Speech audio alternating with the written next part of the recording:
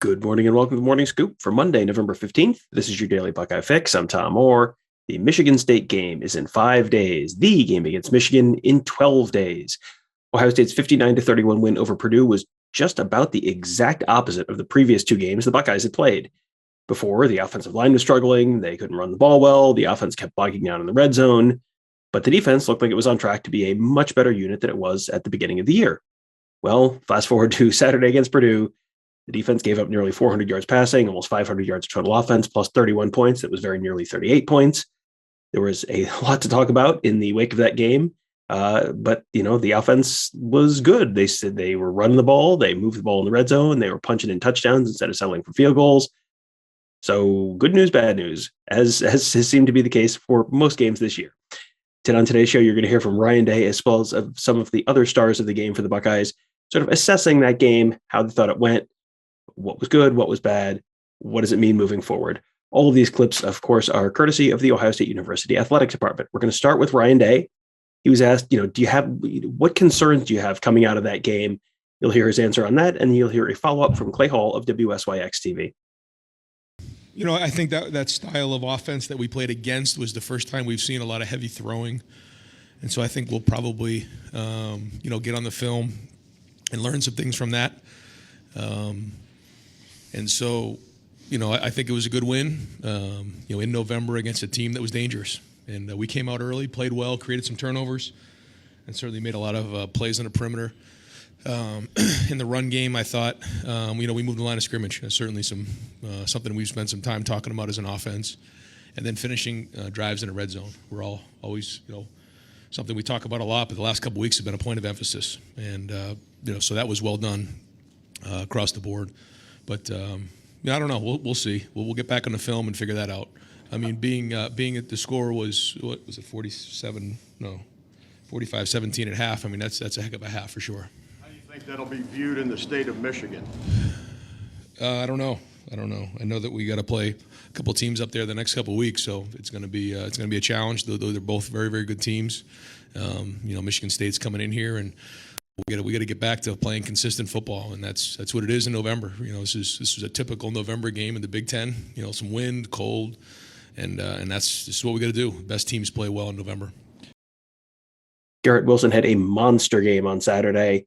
3 touchdowns through the air, another one on the ground, completely changed the game and really changed the offense for Ohio State as well. So how does he do that? How does he impact the Ohio State offense overall just by being on the field?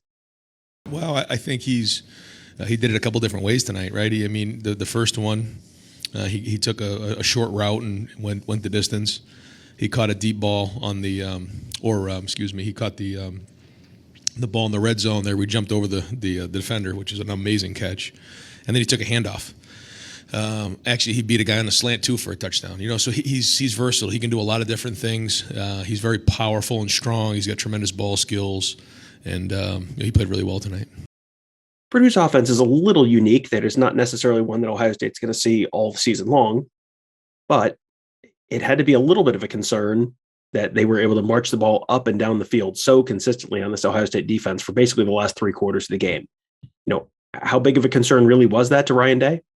Yeah, well, I mean, we dropped 8 a lot. With a 3-man rush, you're not always going to get as many. So that's the decision that's made, and I think, again, we'll learn from it and figure out if that was efficient or not. But certainly, you don't like to give up 31 points in a game. So I think when you look at the last couple of weeks, when the offense hasn't been exactly stellar, the defense played really, really well. And then this game, we scored 59 points on offense, and the defense gave up 31. So the good news is that, we're kind of helping each other out, but, we're still looking for that, complete game. Although we've had some complete games, but that's part of winning football in November and bringing it every week. You got to, you got to help each other out. And there were still a lot of good plays. Creating the turnover was huge. And but again, a different style and a lot to learn from. CJ Stroud put the ball in the air 37 times on Saturday. Day was asked, when you throw the ball that much, is there a certain level of production you're expecting to get out of 37 throws? Here was his answer. One of the things I think you saw early on was that, we were kind of getting the ball in the perimeter and some of the quicker throws because They were bringing a lot of zero pressure. They were doing some different things that we wanted to really push the ball out there and see if we can make some guys miss in space, and we did. And then you could see that out there. So that was really good. I mentioned to CJ coming in. Well, first off, I thought CJ had the best preparation of the season this week. He was on his game. I mean, they brought some different things that made it challenging, but he really put a lot of work in, and I was glad to see him get paid off like that. But two, we also talked about it may have been a higher completion percentage game with maybe not as many yards. Wasn't sure based on how we were putting the game plan together. So I think to answer your question, it just depends on the style of defense that you're playing. They ended up playing a little more zero than we expected, so the numbers got a little higher. Garrett Wilson was a pretty much instant impact player for the Buckeyes as a freshman in 2019, even better in 2020, and then has somehow exceeded that again in 2021. Where has Day seen the most growth in Wilson this season? I think is overall just route running and understanding of how he fits into the concepts of plays and how he runs routes with precision, the body language for a quarterback. His God-given ability is obviously off the charts, but it's the football IQ, it's the techniques, it's the fundamentals, the route running that's really improved. Earlier in the year, the Ohio State offense looked just completely unstoppable at times, and then they bogged down the last couple weeks. But then we're back to looking pretty much unstoppable again on Saturday. So what did they learn or change in the last week to get things back on track? I just think it was one of those, you just had to grab everybody's attention that week, and we talked about the penalties. I think we had maybe two. I know it was the hold on the touchdown, and then we had a couple guys false start. It might have been three, but there was three. But I think that was the thing that was getting us off schedule, and we stayed on schedule. We kept the ball rolling, but we also ran the football more efficiently, and so the runs.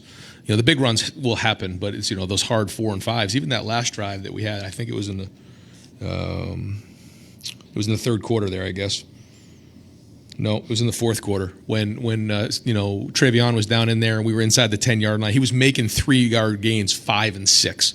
It doesn't look like much, but down there, a yard is everything, and he did it. And then we just kept pounding the ball in there, and that happened a few times. I thought the first time we got down in there, the offensive line got a nice surge, and we kind of just finished the thing into the end zone. The guys finished the pile, pushed the pile. That's all the things that we talked about in finishing drives, but did a much better job of not having any negative plays and staying on schedule. Day talked about running backs getting those tough yards. What actually allows that to happen against Purdue when it didn't happen in other games?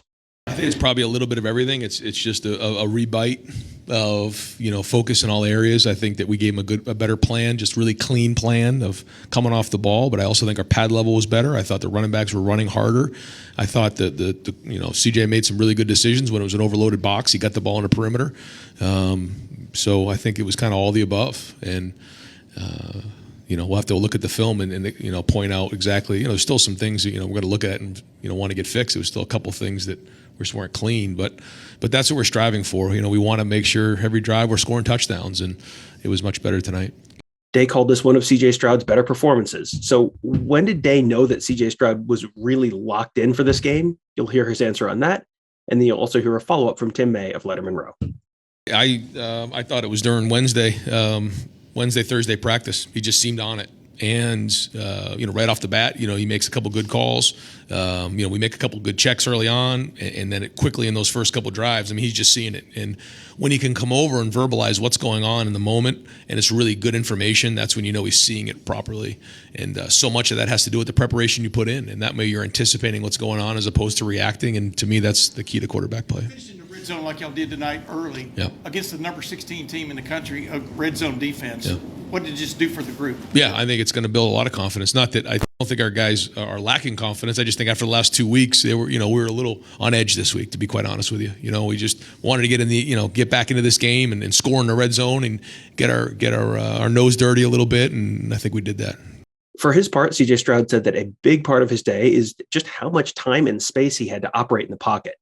In this answer, you'll hear him reference number 5, that, of course, is Purdue's defensive end George Karlaftis, who is a future first-round NFL pick, but who had a very quiet day on Saturday against the Buckeyes. Yeah, man, that's kudos to the O-line. Our tackles did a great job at number 5. He was a great player, great DN. He was causing problems on film that we were watching throughout the week. So, it was a really big emphasis to stop his game. So I feel like Nick and DeJuan did a great job on him. I don't think I got hit like one time. So, I mean, when you have that type of confidence to step into your throws and things of that sort, I mean, it just helps out a bunch. Wilson missed the Nebraska game with concussion last week, but came back against Purdue and had one of the best games of his career and, arguably one of the best games in Ohio State football history in terms of a wide receiver getting in the end zone. What did that mean to him to be back on the field and contributing in that kind of way? I mean, honestly, I just came out here and, did what I love doing. And I missed it last week, being able to be out there with my brothers. So to come back and to be able to, play like we did on offense and, have the game I did, it feels good for sure. Having Wilson back out there was obviously big for Wilson, but it was also big for the rest of the offense, especially C.J. Stroud. How much confidence does it give Stroud to have Wilson back out there? Yeah, of course you want to have a guy like Garrett out there, man. He's a great player. I mean, his routes speak for himself. I mean, he gets open time in and time out. So, I mean, last week I feel like the young guy stepped up and did a good job too. But, I mean, of course you want G5 out there. So, I mean, I feel like everybody did well. Jaxon did great. Chris did well. I wish they didn't take that post back. But, I mean, at the end of the day, I feel like as an offense, this was our best game. The offense spent the last week or two hearing about all their issues, all their problems, all their failings, all the things they weren't doing right that was going to potentially limit this Ohio State team in the next, the closing stretch of the season and potentially into the college football playoff. So how important was it to have that kind of performance after a couple of so-so weeks on offense against Penn State and Nebraska? Here's Jaxon Smith-Njigba's answer. It was very important just to be out there full force, definitely to have Garrett back. We had challenges, past 2 weeks. Well, not challenges, but we wanted, to do more on the offensive side. So we emphasized that in practice, and we were full force, and we were ready to go this week. The Buckeyes will have to be ready to go next week as well when Michigan State visits Columbus. That game is a noon kickoff on Saturday. You can get all sorts of coverage in the lead up to that game right here on our YouTube channel, youtube.com/Buckeye Scoop. You can also find all of our great podcasts, including Buckeye Weekly, Morning Scoop, Around the Oval, Gives in the Bank. All of our great shows are all on whatever podcast platform you're getting this on. You can get those. Just search Buckeye Scoop to find all of those. We'll have, I'm guessing, episodes of pretty much all of those in the lead up to this big game this weekend against Michigan State. And then the week after that, it's Michigan week. There will probably be a good bit of content there as well. So subscribe to all those shows. Leave us a 5-star rating review. That will help other folks find those shows as well. And if you're watching on YouTube, hit that bell, subscribe to our channel. You get notified every time we go live. We'll do live pregame shows, live postgame shows. We'll usually do a live show on Friday. Lots of chances to talk Buckeyes with us, interact with us, chat, ask questions, share your thoughts, and much more. It's all at youtube.com/Buckeye Scoop. That'll do it for today. Thank you guys all for joining us. Have a great day. We'll talk to you tomorrow.